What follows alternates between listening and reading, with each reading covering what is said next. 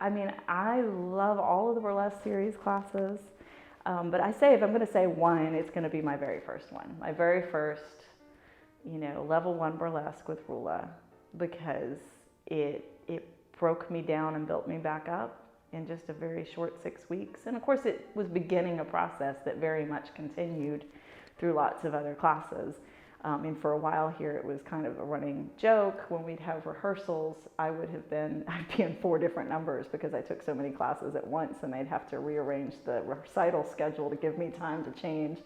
And that was fun. I wish I'm missing that. I'm missing that now that, COVID has happened and other real life things have gotten in the way.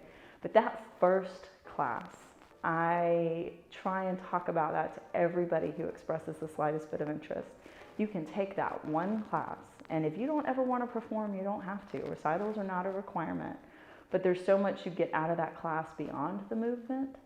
I mean, the movement is a piece of it. It's a piece of the confidence building, but the way Rula talks you through the process of coming to terms with the things you don't like about yourself and about your body, and she begins you on that journey of not only coming to terms with them, but starting to maybe like them a little, maybe starting to actually love yourself a little.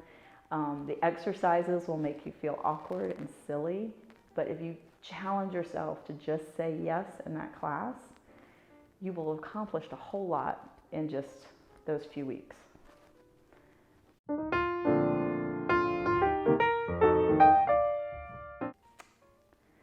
Don't put yourself in a box. I think, I was real focused initially. My initial concept of myself was I was going to be this post-apocalyptic, Mad Max kind of character. When I was thinking about my name being Red Dawn, I thought, and I kind of thought all of my acts were going to have to fit with that. And realizing that that's not really necessary at all. Like, I may have a persona if I'm out and about at an event as Bonnie. I ended up kind of settling into high glamour most of the time, sometimes punk rock. Like, I switch back and forth between those two kind of looks. And that's fine. I'm still Bonnie Bodacious either way. And one of the first choreographed solo numbers I did was actually where Clyde came to life.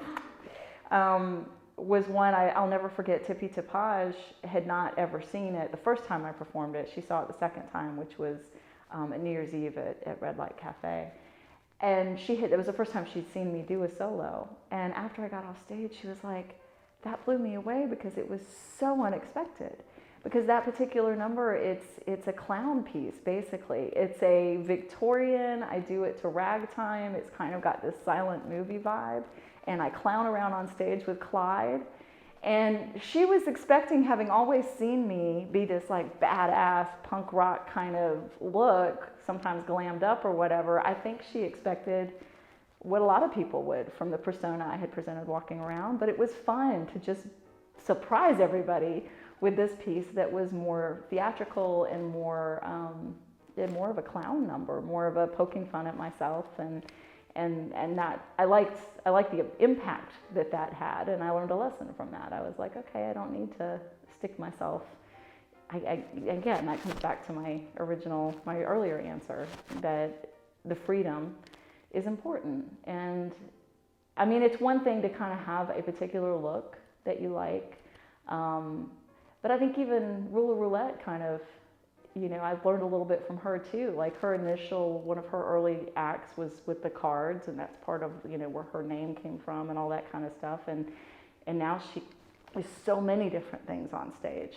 So if you have a theme like that and that helps you in the beginning, that's fine, but don't stay stuck to it. Thanks for watching. Be sure to subscribe for more sweet Candybox content and click the bell icon to get notified when we upload more vivacious videos. You can follow us on Instagram at Candybox Revue.